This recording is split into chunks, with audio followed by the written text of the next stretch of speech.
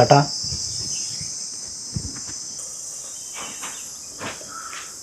ചേട്ടാ അച്ഛൻ്റെ 40 അല്ലേ? നാട്ടുകാരും കുടുംബക്കാരും കൂടി ഒരു 10-3 നാളെ പരിപാടി ആക്കണ്ടേ? ചേച്ചി പറയുന്നത് അനാഥാലയത്തിലും സ്കൂളിലും പായസം കൊടുക്കാമെന്നാണ്. അതുകൊണ്ട് എളുപ്പത്തിന് വേണ്ടി പറയുന്നതാണ്. എന്നാൽ പിന്നെ ഇങ്ങോട്ട് വേണ്ടല്ലോ. ഏട്ടനൊന്നും മിണ്ടാതെ ജീവിച്ചിരിക്കുമ്പോൾ നമ്മൾ അച്ഛൻ ഒരുപാട് ഉപകരിച്ചിട്ടുണ്ട്. മരിച്ചാലെങ്കിലും ആത്മശാന്തിക്കൊണ്ടൊന്നും ചെയ്യണ്ടേ? അച്ഛൻ്റെ സ്ഥാനത്ത് നിന്നിട്ട് ഇനി ഏട്ടല്ലേ ഇതെല്ലാം ചെയ്യേണ്ടത്. ഒന്നും മിണ്ടാണ്ടിരുന്നാൽ എങ്ങനെയാ? നീ എന്നാടാ അച്ഛൻ്റെ ജന്മകോളത്തിൽ പേര് കൊടുത്തിന്? കേൾക്കാൻ നന്ദെന്നാ റിട്ടയർഡ് സബ് ഇൻസ്പെക്ടർ നന്ദൻ എനിക്ക് അറിയാറ്റാ? നീ എന്നെ മനഃപൂർവ്വം നാണം കെടുത്തിയല്ലേ? ഞാൻ എന്ന ഭാവങ്ങളെ